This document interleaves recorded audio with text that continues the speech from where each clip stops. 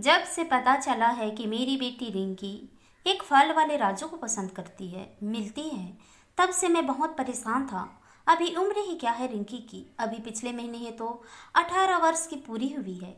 हमारे प्यार लाड दुलार का और हमारी छूट का रिंकी ने नाजायज फायदा उठाया है, पर मैं ऐसा नहीं होने दूंगा। अपनी रिंकी की जिंदगी यूं तबाह बर्बाद नहीं होने दूंगा। रिंकी तो अभी बच्ची है, अपना भला बुरा कहाँ समझती है। मेरे को शक है कि ये राजू नाम का लड़का मेरी भोली भाली रिंकी को बहका रहा है।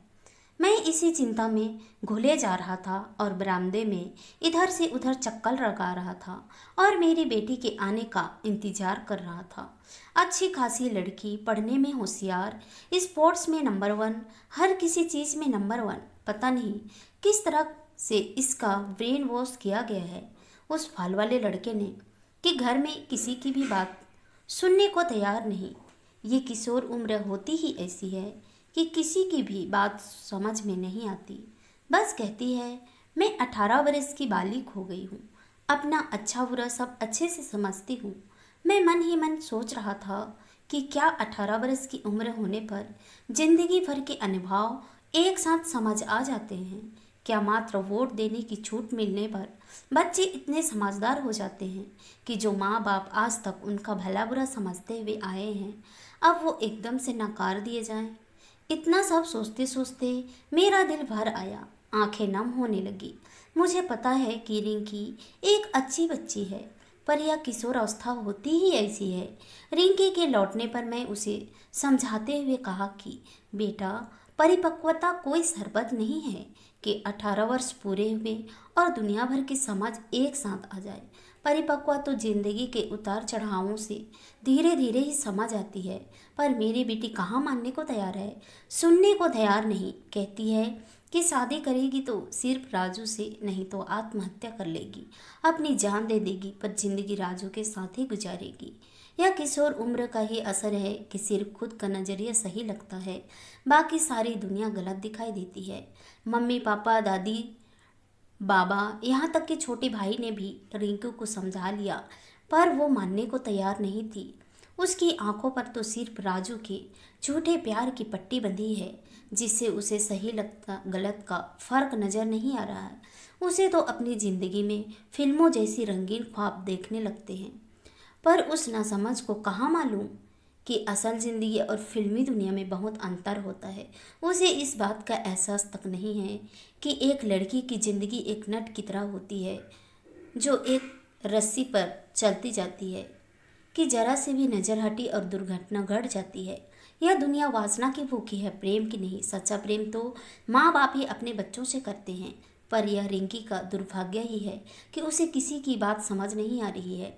मेरे घर वालों ने भी उसकी जिद के आगे हथियार डाल दिए, लेकिन मैंने समझदारी दिखाते हुए एक शर्त रखी कि पहले अपनी पढ़ाई पूरी करनी होगी, अपने पैरों पर खड़ा होना होगा, और तब तक तुम राजू से नहीं मिलेगी, तब जाकर हम तुम्हारी शादी उससे करेंगे।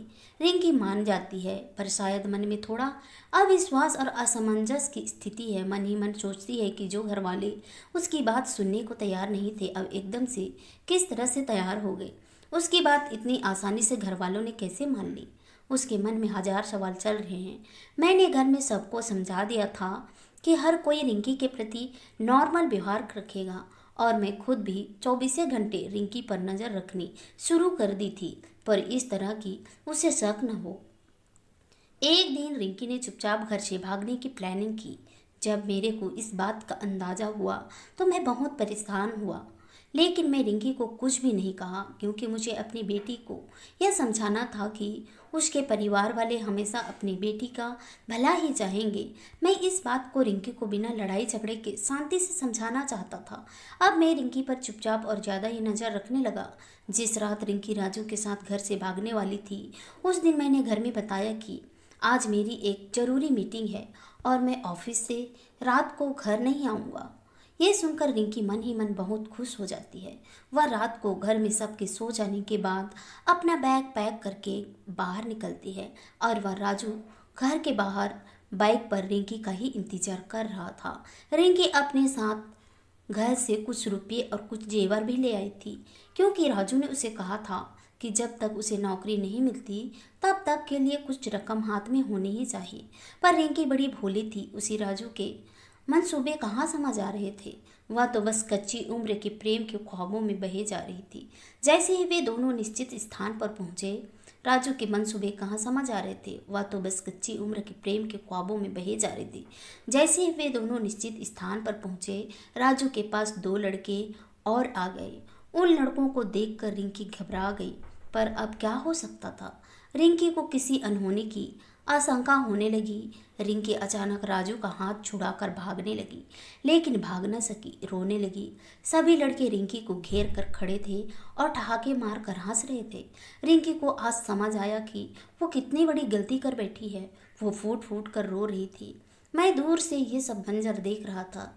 मेरी बेटी ने राजू की बातों में आकर किसी की भी एक न सुनी। उसने परिवार की ओर से मिली आज़ादी और छूट का नाजायज फ़ायदा उठाया।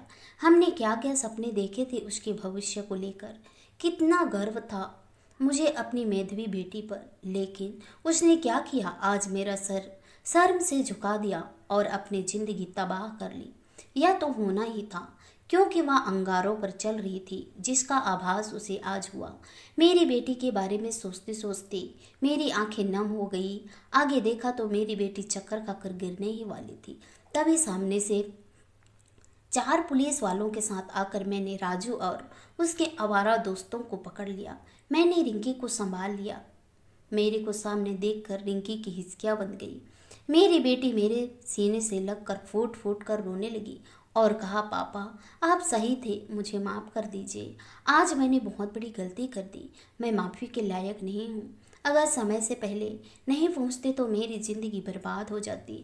आज मैंने भी अपनी लाडली को रोने से नहीं रोका, क्योंकि मैं जानता था कि आज का सबक मेरी बेटी के जीवन में परिपक्वता का आरंभ कर चुका था। और मैं खुश भी था कि बिना किसी लड़ाई झगड़े और डांट झपट के मैंने समझदारी और परिपक्वता से अपनी रिश्तों और बेटी के भविष्य को मैला होने से बचा लिया। आशा करती हूँ दोस्तों आप लोगों को ये कहानी पसंद आई होगी। कहानी पसंद आई तो कहानी को लाइक कीजिए, शेयर कीजिए, कमेंट कीजिए और ऐसी कहानी सुनने के लिए प्लीज़ हमारे चैनल को सब्सक्राइब जरूर कीजिए। तो चलिए दोस्तों, मिलते हैं नेक्स्ट किसी नई कहानी के साथ। तब तक के लिए बाय बाय, अपना ख्याल रखिए।